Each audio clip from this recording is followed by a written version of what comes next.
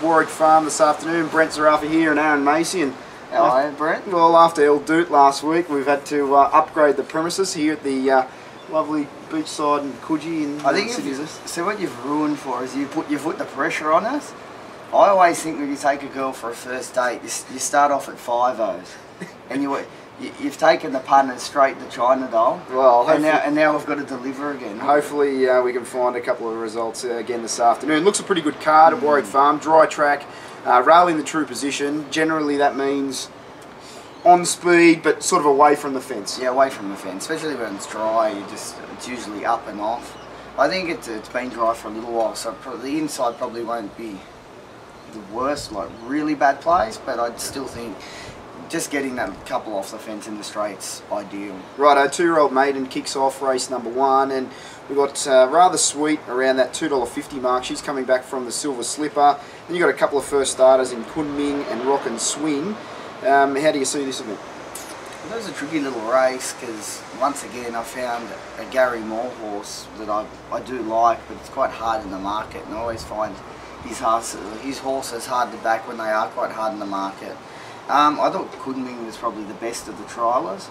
I've just a little bit of a query to whether Rather Sweet could take him on in front though. Yeah, well, it's interesting coming back from a pretty strong Group 2 race where she was beaten about 2.5 lengths behind astern, but looked to be doing it pretty well, I thought, in what was quite a strong race. So she, well, I probably don't want to be taking the real short odds at $2.50.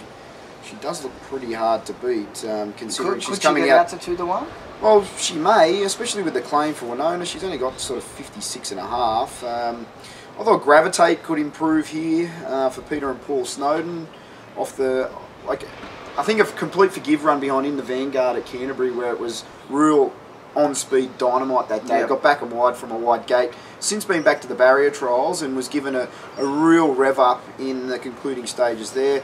I thought his run had merit that day. My only query with him is he gives me the feel that he could be a miler. Yep. And I just feel that he could just be looking for a touch further. Yeah, the same goes I think with Rock and Swing, the first starter from the Cummings stable. It gets to the races for the first time here on the back of a recent 4th behind good standing, and it was sort of punched out a little bit late in that trial, but it wasn't a bad effort. Yeah, I thought it was a good trial behind it. I thought it's made good improvement from its first trial to the second trial. It's always a good sign, and if they were to go hard here, it could be climbing over the top of them. Yeah, I wasn't sort of keen to really back anything at the current prices. It was more of a sit and watch race for me, race number 1. The second event, this looks a real good contest for the 3-year-olds, a 1200 metre maiden, and the favourite is from the Godolphin stable in Harness, a first starter who I thought trialled very, very well, and it beat a horse in a trial who was Swift Code, who was heavily backed and got the cash in good style at Newcastle on Tuesday. So there's a little bit of form out of the trial, so to speak. Then you've also got Make a Ripple and Marum. I think are 2 fillies that trialled really, really nice. And then Sonic Swish, who's got the good race form around Euro Angel. How are you seeing this one? Just going back to Marum, it's got to be one of the horses that I've beaten. So in the Black Book, I thought its 2 runs last Brent when it was at Warwick Farm weren't suited. She was just green. The way she's returned this time to the trials, she's a lot more switched on. They put the blinkers on first time. I think it's a real... She's always looked at a horse that was desperate for the blinkers, but being Snowdens, they give them time, they give them a chance. I think today looks like a focus race for her, but I've got that big query because there are so many nice horses in the race. Make a Ripple trial nice, as I said. Yep. She made a lot of improvement from the first trial to a second trial. And Harness, well, his trials have been very good. My only concern with Mara and Make a Ripple is potentially the way the 1200 metres at Warwick Farm could play, because I can envisage that Harness and Sonic Swish are going to be the 2 sort of up and on horses, where Marum and Make a Ripple are going to be sort of getting back, looking for runs at the top of the straight and sort of looking to come home late. So I thought Marum with the blinkers on could sit a bit closer. Just from 8, I just don't know if Winona's going to push the button and where she's going to end up 3 deep outside the speed. It could be a slight query. That's my query. I was hoping to see these, especially Make a Ripple and Marum, just in a fillies only maiden somewhere. Now they're taking on some pretty strong male opposition. So, look, fingers crossed. Well, not fingers crossed. I haven't really had a bet in this at this stage, but it does look a very competitive little maiden. I think this will be a very competitive maiden and one to follow, like moving forward. But I think even if you get caught wide out there today, out of that chute, it's not necessarily a worse thing, especially the rail in the true position. So if she does sit out there midfield, I think she could be. I think she's pretty smart, this lot.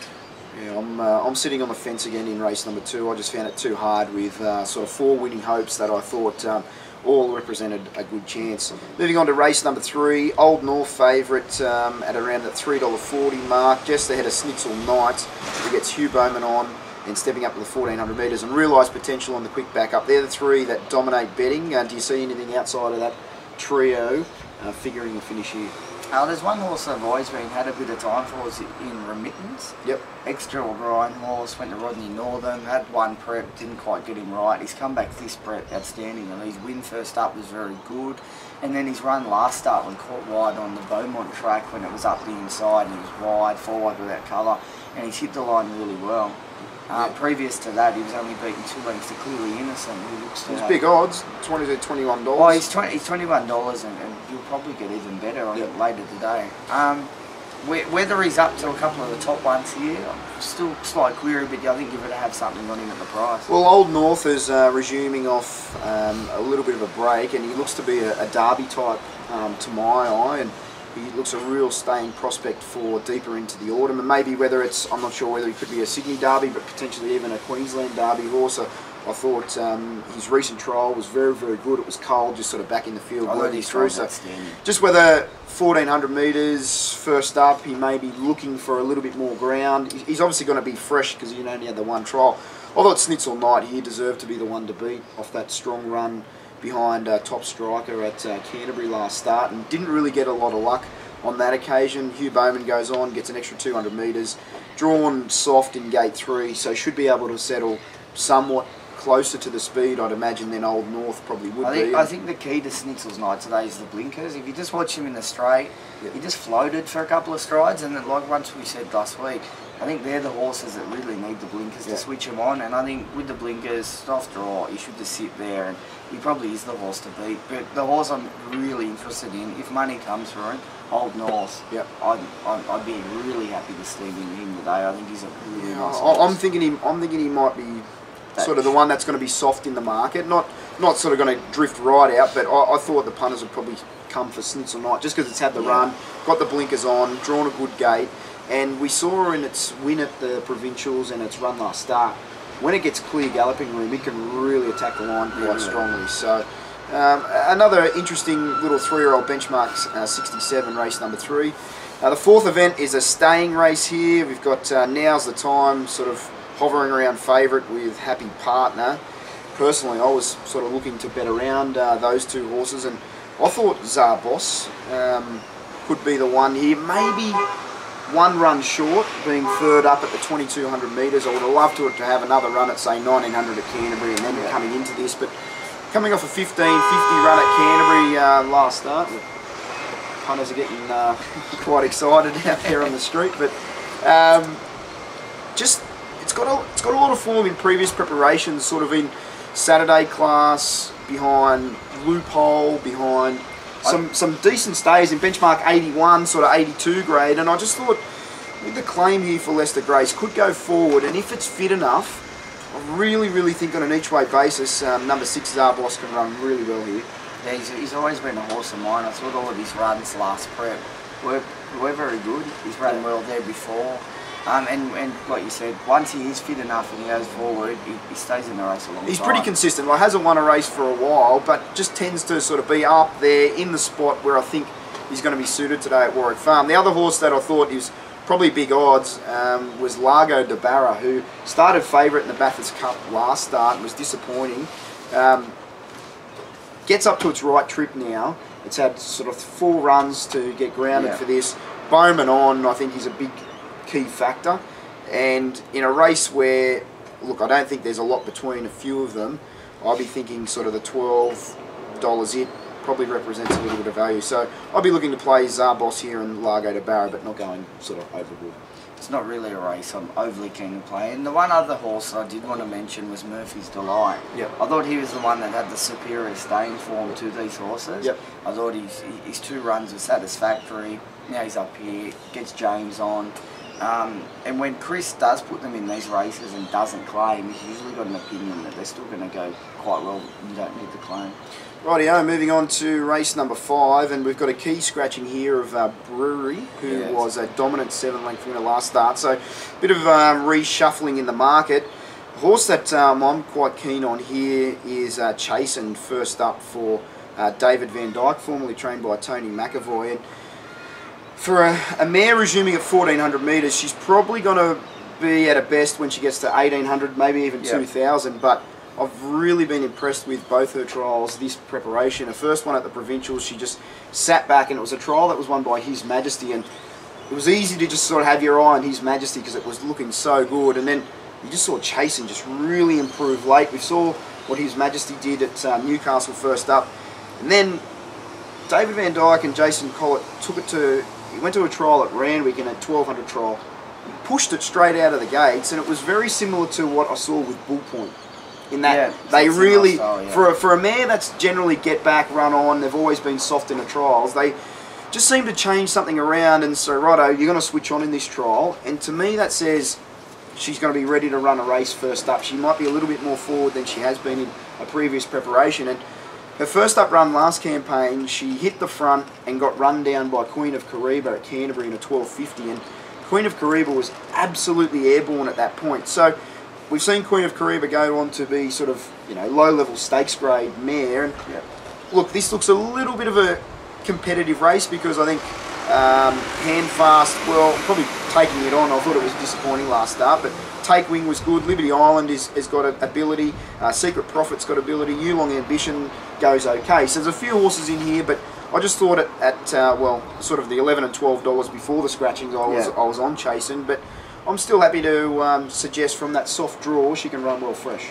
How do you think she'll be ridden today? Well, I can't see her being sort of driven out to lead, but I'm just thinking with that switched on trial that she's going to be probably closer than I envisage. And if that's the case, I'd be pleased. If she's sort of back worse than midfield, that's probably her normal racing pattern.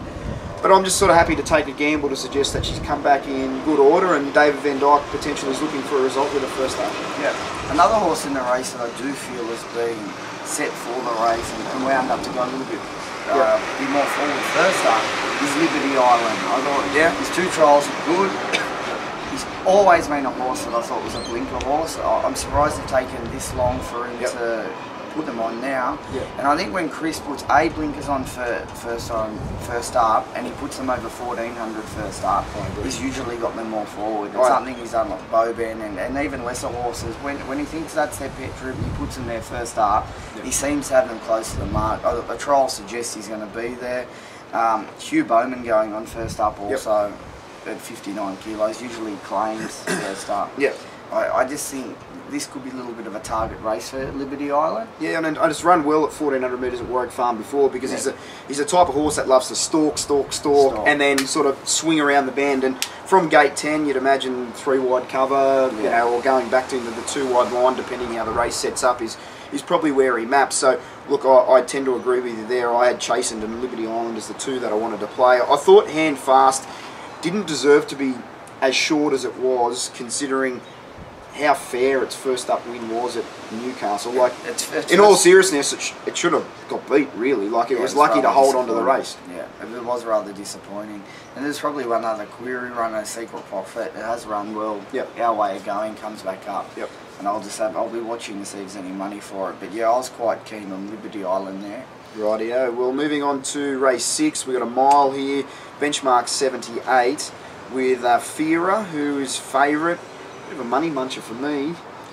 Like, I thought it was a bit plain, to be honest. Last start at Canterbury just looked to sort of, I don't know, couldn't really build momentum in at a crucial stage, and just seems to be lacking that ability to sort of hit the line. It's always been a horse that everyone thought had ability. Keeps promising, looking like it's going to do something and hasn't. I'm finding it hard to come into it at the price. Yeah, one horse that interests me here is Randiki. I thought its effort in its past couple of starts have been good enough to suggest that it could run well here. Like it coming out of a benchmark 85 last start, where it was only beaten 2.5 lengths behind Testa Shadow, and that's, you know, pretty, not carnival sort of class form, but it's Saturday form. A genuine Saturday. Yeah, even the sort of run 3 starts ago, it ran 3rd behind Roaring to Win and Luna Rise. It's, you know, getting up in the weights here, and is probably a horse that tends to improve with the sting out of the track. But I thought it sort of $8 each way. It wasn't a bad little play. And the other horse that I'm, well, sort of really keen to see how it parades is Hipparchus, the import here from the Chris Wallace stable, who suggests that it hasn't had any trials in Sydney. It's had 3 runs in France, dating back to its last performance was in September last year. Has had a jump out at Flemington recently that I did see. It was only playing in that jump out, but wasn't asked to really do anything. But you mentioned intent before with Hugh Bowman being booked first up. He's on this horse here who sort of had the jump out in Melbourne, comes to Sydney, Bowman on, first up at a mile. It's a formula that sort of just says to me, like, beware. Include it in your quaddie, and just beware, because if there's a little bit of a sneaky push, it could be a nice little go. It's not a very Chris Waller thing to do, to send him to the races without the trial, is it? No, but it has had that jump out in Melbourne. I guess it has had the jump out, but still, I still think it's a little bit left of field for him. Yeah. The other horse I was quite interested in, I'll Take the Jag. Yep. As a horse, I thought had ability earlier, thought it was quite disappointing at second prep. I think he's come back a better horse this prep. I thought his win the other day, it was good. I think this is a fairly low grade race. I think he'll be in a forward enough position to be suited in running. I think he'll just be in that first half. My only query with Randiki is, yes, he is flashy. He's a horse that does seem to flash home. He runs well. He's probably better than a lot of these. It's just, if this track is to play a fair bit, like quite on pace, he just might not be suited. And by race 6, we'll get a bit of an understanding of what's happening. And if that is clearly the case where it's up and on, he's probably not a horse that I would be having something on. But I just thought around that sort of 850 mark, from a soft gate, Tommy Berry on, Saturday grade back to Wednesday grade is generally not a bad formula for success. Great little formula. The last event on the card is a very hotly contested sprint race, 1100 metres, benchmark 77. And the favourite here is right down the bottom in Ultimate Shock, who's only a lightly raced horse from the Anthony Cummings stable. Recent trial was what you'd expect from a horse like him. He's going to get every chance, I'd imagine, from Barrier 4, going to be there right again. But I think there's a few chances in this race. Okay. One horse that I'm keen to talk about is Prompt Return, who was formerly trained by Denny O'Brien and now first up for Chris Waller, has been gelded. And I thought its recent trial was quite good at Warwick Farm. Returns to Warwick Farm for its first up run for Chris. And I'd imagine goes forward from a wide gate from barrier 10, 1100 metres. Probably, you know, outside leader or even 3 wide on speed at the 1100 down the chute. I think it's going to give a bit of cheek here at $8.50. It's a horse who has been competitive as a 2-year-old and sort of early 3-year-old in some stakes races, and while they can be hard to measure up against older horses benchmark sort of racing, look, he's been tested in an okay sort of fields. I thought it wasn't bad odds at around that sort of $9, $10 mark. Oh, they're the 2 horses I wanted to play. I thought I love these fresh horses over 1,000.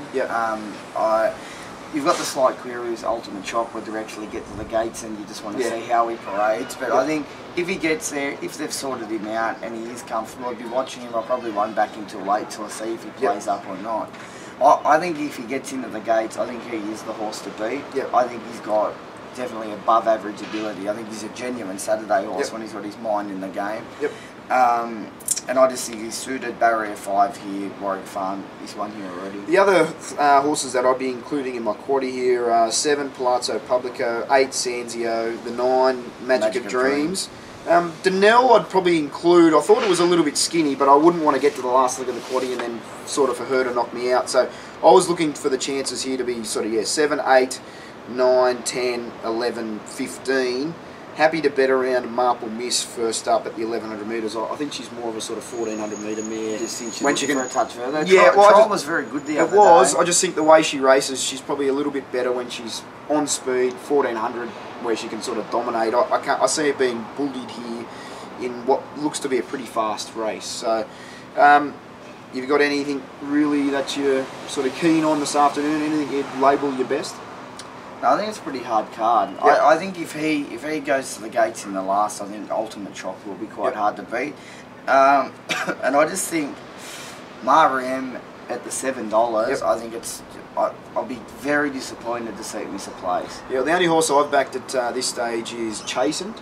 Yep. And I'll just sort of be looking to see how the day develops. But and El Duke, have we got this week's? No, there's no El Dukes this week. I was a bit of Charlie Boy last Saturday, and thanks to Mark Lambourne for the 80s again. That was beautiful. So we're ticking along nicely at those big price winners. But Warwick Farm this afternoon, you can get John Walters' set from the Punter Show website. His set's going very well. Also in Melbourne, you got Darren Potter. And Mark Lambourne also doing his prices and assessments, trading options and everything like that for today's card at Warwick Farm. So I hope you enjoyed the Wednesday preview, and hopefully we can find a few winners. See you next week.